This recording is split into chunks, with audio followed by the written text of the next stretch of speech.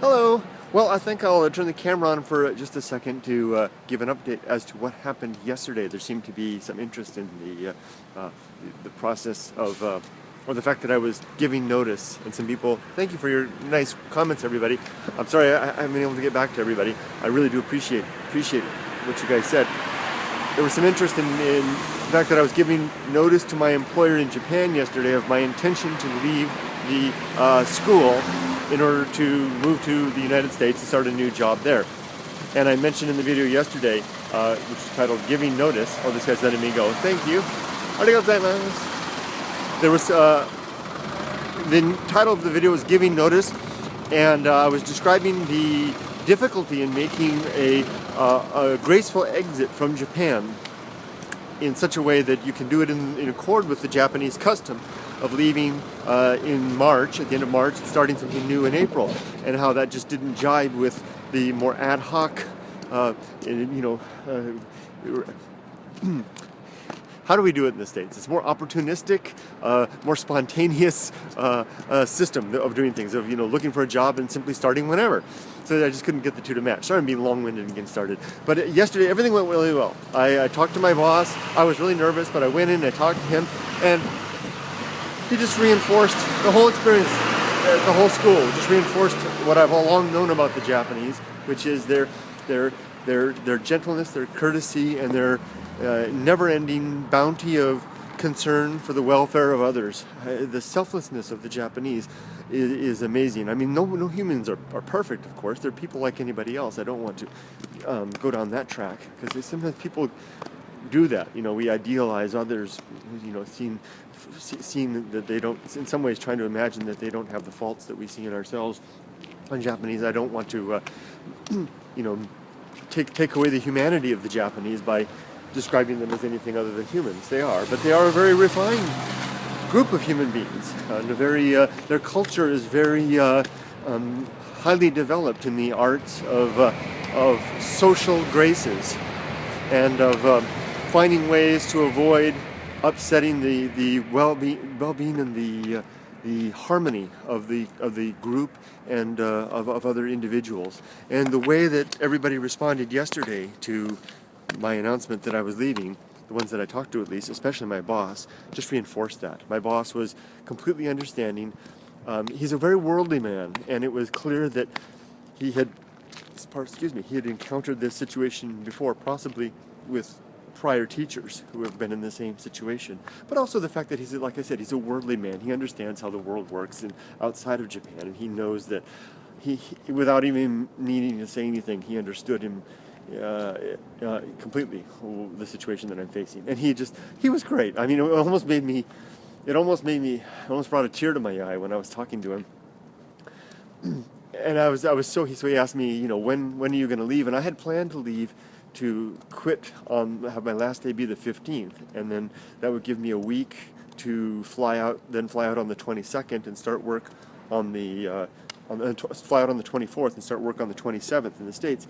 But I was so grateful and so touched by his understanding that I was like, well, I'm going to stay up until the very last day. So I kind of put myself into a pickle, which is fine. I'm going to stay until the Saturday before the Monday that I'm going to leave. So I'll work up until Saturday, and then I'll have one day with my family, and then I'll fly out on Monday. I mean, I'm just going to stay right at the end. And I gave up that week that I was going to plan to try and settle my affairs here. But that's okay. I was just so touched. And everybody else that I talked to was the same way. So I'm sorry, I'm gushing on and on about this. It just, and this is also the moment that I had where I was like second guessing my choice. Like, what kind of nut am I? Not that Americans are bad, not that Americans are not understanding, but this quality and character of the Japanese is something that I guess I've in a way come to take for granted in a way. And now that I see that I will be missing it, I realize that I'll be missing it. What else is there in the news? Just let me see if I can catch up on anything else. My daughter last night, she loves to watch after school and after her homework is done, sometimes before her homework is done, she watches on television. Let me preface this by saying that we're concerned about how she's going to take this move. That's our first and foremost concern in all of this, is how she's going to adjust to life in the United States. And she seems happy. She seems her usual self. I still catch her, dancing a little bit in the halls and being her silly, girly self. But yesterday something happened that really kind of surprised me. She likes to watch 2 TV shows from the United States, iCarly and Victorious, which are both about young, teeny bopper girls, doing teeny bopper girl things in the United States. It's all age appropriate for Emily. And she likes those, but she always watches it it's on Japanese TV, NHK, and she always watches it with dubbed in Japanese. And I really never say anything about it. I know it's a great chance for her to learn English, but I could force her to watch it in English, but I never really say anything because, her school day is very hard in Japan. This is her relaxing time, and I don't want to make it, her relaxing time, one more thing at work. She enjoys watching it in Japanese. Sometimes my wife suggests that she watch it in English, and sometimes, and she will. And if I want to watch it with her, sometimes she'll begrudgingly switch it to English, and so we can watch it together. Because I usually get home around the same time, and I sit in my little chair there, and she sits on the couch, and periodically we'll watch it together and kind of talk about it. But she never likes to watch it in English. Like I said, as soon as I leave the room and I come back, it's back in Japanese. But yesterday I was sitting there, and I just sat down, and I was just doing something on the chair there, and I suddenly realized that she was watching iCarly, and that it was in English. And I was like, what did Yumiko, I asked her, I said, did Mommy ask you to turn this to English? She said, no. I said, why are you watching it in English? She said, Carly's voice sounds strange in Japanese. Or Yumiko asked that. Yumiko asked, why are you watching in English? And Emily actually answered her in Japanese and said, Carly's voice sounds strange in Japanese. And I was like, wow.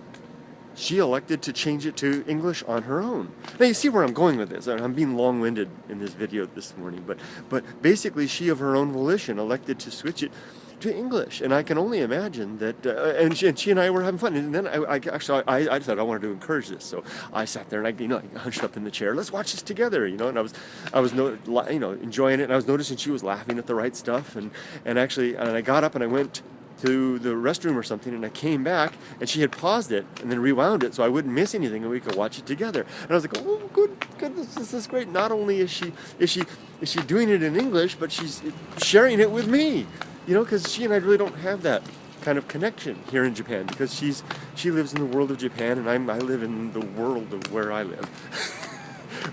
So I'm really looking forward to this. And another revelation I had last night that was kind of stunning to me was that realization, now that this is all happening, that when Emily's an adult, if we follow through and stay in the States, that English will become her first language, that she will be an English speaker as her first language, but she'll always be able to speak Japanese.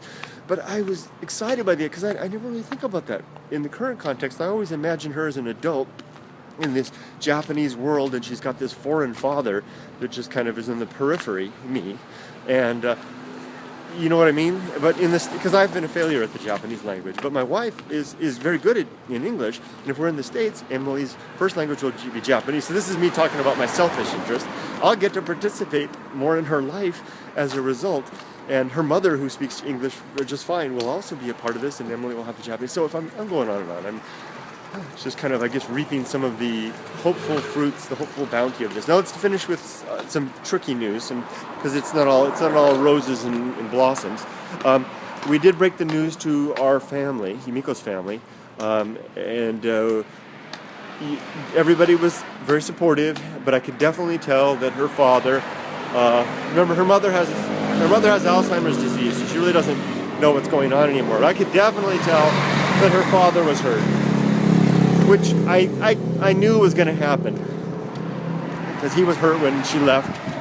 Miko's an adventurer, and he was hurt when she left to come to America 24 years ago. And he's a kind of a settled guy, and there's nothing really that we can do about it. There's no way I can make this easier or take away the pain. Other than to remind myself that we're trying to find a balance. We came here to be with them. We were here with them for 10 years. We live practically next door. I can see why it's going to hurt. And then I contrast that with the reaction that my own mother had when I called up to tell her that I got the job, and she literally she lives in Los Angeles area. She literally, sorry for the wind noise, she literally screamed for joy in the phone. She bounded through the house as best as the 75-year-old woman can do. So happy that we're coming back. So, I mean, you contrast, one's going to be disappointed, one's not. If I hadn't got the job, my mother would be disappointed, and my father-in-law would never have known that this happened. So more to think about, Okay, last thing, today I'm getting started on the immigration process for my wife.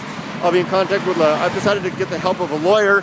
Emily's a citizen, so that won't be a problem, but Yumiko's going to need her immigration papers straightened out for residency and a green card in the States. We've done this whole process before, years ago, but being away from the States for so long, she lost her green card. Got to start all over again. It can take, it's a complicated process. It can take many months.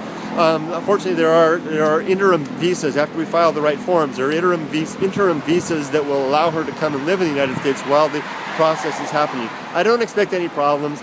Usually, the processing is usually in order to weed out the fake marriages. The people who are trying to slide through the system.